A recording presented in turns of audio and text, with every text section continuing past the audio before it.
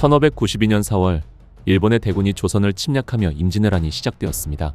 부산 진성이 순식간에 무너지고 동래성마저 함락되자 조선 조정은 큰 충격에 빠졌습니다. 동래부사 송상현은 끝까지 싸우다 전사했고 일본군의 진격 속도는 조선이 상상했던 것보다 훨씬 빨랐습니다. 조정은 급히 대응책을 세웠지만 상황은 점점 악화되었습니다. 먼저 경상도 순변사 이일이 병력을 이끌고 상주에서 일본군을 막아보려 했지만 제대로 싸우지도 못한 채 패주했고 결국 상주 역시 일본군의 손에 넘어갔습니다. 이 소식이 한양에 전해지자 조정은 마지막 희망을 걸 수 있는 장수를 떠올립니다. 바로 당시 조선 최고의 명장으로 평가받던 신립이었습니다. 선조는 신립에게 일본군을 막으라는 임무를 맡기며 상방검을 하사합니다.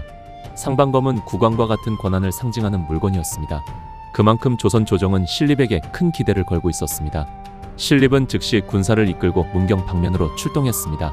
신립이 이끌던 군대의 규모는 정확히 알 수 없지만 선조실록과 징비록 등의 기록을 종합하면 대략 1만 명에서 많게는 1만 6천 명 정도였을 것으로 추정됩니다. 이 군대의 특징은 기병이 많았다는 점입니다. 신립은 기병 운용에 뛰어난 장수로 유명했습니다. 1592년 4월 26일 신립의 군대는 충주에 도착합니다. 그곳에서 상주에서 패배하고 도망쳐온 이일과 합류합니다. 이때 종사관 김여물이 중요한 건의를 합니다. 일본군은 조총을 사용하는 보병이므로 좁은 산악지대에서 궁병을 활용하면 유리하다는 것이었습니다. 특히 문경세제의 험준한 지형을 방어선으로 삼으면 충분히 승산이 있다고 주장했습니다. 이일 역시 세제 방어가 어렵다면 차라리 한강 방어선까지 물러나 시간을 벌자고 말했습니다. 하지만 신립의 생각은 달랐습니다. 그는 자신이 지휘하는 군대의 핵심이 기병이라는 점을 강조했습니다. 일본군은 대부분 보병이므로 넓은 평야에서 기병 돌격을 활용하면 쉽게 무너뜨릴 수 있다고 판단했습니다. 결국 신립은 충주 탕금대 인근의 달천 평야에서 일본군을 맞이하기로 결정합니다. 하지만 이 선택이 조선군의 운명을 결정짓는 치명적인 판단이 되고 말았습니다. 그 무렵 일본군 제1군을 이끌던 장수는 고니시 유키나가였습니다.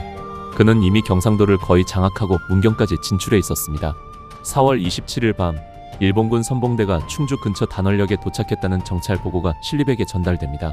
그러나 신립이 직접 확인하러 갔을 때 일본군의 모습은 보이지 않았습니다. 신립은 정찰이 잘못된 것이라 판단하고 정찰병을 참수해버립니다. 그러나 실제로 일본군은 이미 단월역 주변에 숨어 있었습니다. 고니시 유키나가는 매우 치밀한 작전을 준비하고 있었습니다. 일본군은 여러 갈래의 부대로 나뉘어 움직이고 있었습니다.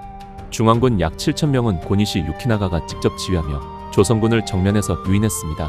좌군 약 5,000명은 달천강을 따라 북쪽으로 이동해 매복했고 우군 약 3,000명은 동쪽 산을 따라 이동해 매복했습니다. 또 다른 기동부대는 충주성을 기습할 준비를 하고 있었습니다. 이렇게 일본군은 조선군을 포위하기 위한 완벽한 작전을 준비하고 있었습니다. 4월 28일 정오 무렵 일본군 중앙군이 단월역 앞마을의 모습을 드러냅니다.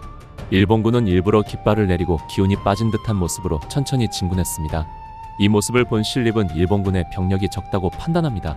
그는 1만 6천 명의 병력을 이끌고 탕금대에서 출격합니다. 조선군은 하객진 형태로 일본군 중앙군을 포위하려 했습니다. 하지만 이때 조선군이 몰랐던 사실이 있었습니다. 달천 평야는 비와 논밭 때문에 이미 늪지처럼 변해 있었습니다. 기병의 기동력을 살리기 어려운 지형이었습니다. 조선군의 기병은 진흙 속에서 제대로 움직일 수 없었고 돌격 속도도 크게 떨어졌습니다. 바로 그 순간 일본군의 함정이 드러납니다. 매복하고 있던 좌군과 우군이 동시에 모습을 드러내며 괴성을 지르며 공격을 시작했습니다. 동시에 중앙군도 깃발을 일제히 올리며 조총 사격을 퍼붓기 시작했습니다. 사방에서 조총과 화살이 쏟아졌습니다. 조선군은 순식간에 포위되었습니다. 늪지에 발이 묶인 조선 기병은 제대로 돌격도 하지 못한 채 일방적으로 조총 사격을 막기 시작했습니다. 조선군은 여러 차례 돌격을 시도했지만 번번이 실패했습니다. 그 사이 일본군 기동부대는 충주성을 기습해 점령해버립니다. 충주성이 함락되었다는 소식을 들은 신립은 충주성을 구하기 위해 군대를 이끌고 이동합니다. 그러나 이것은 또 다른 일본군의 함정이었습니다. 충주성에서 호각 소리가 울리자 일본군 정예부대가 튀어나와 조선군을 공격했습니다. 동시에 전장에서는 일본군이 사방에서 포위를 좁혀왔습니다. 조총 사격이 계속 쏟아졌고 일본 사무라이들이 긴 일본도를 들고 돌격했습니다. 전장은 순식간에 아수라장이 되었습니다. 조선군 사이에서는 일본군이 수십만이라는 소문이 퍼지며 공포가 확산됩니다. 결국 조선군은 완전히 무너지고 맙니다. 일본군은 퇴로까지 차단했습니다.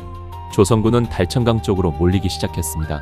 장수와 병졸할 것 없이 많은 병사들이 강물로 뛰어들었습니다.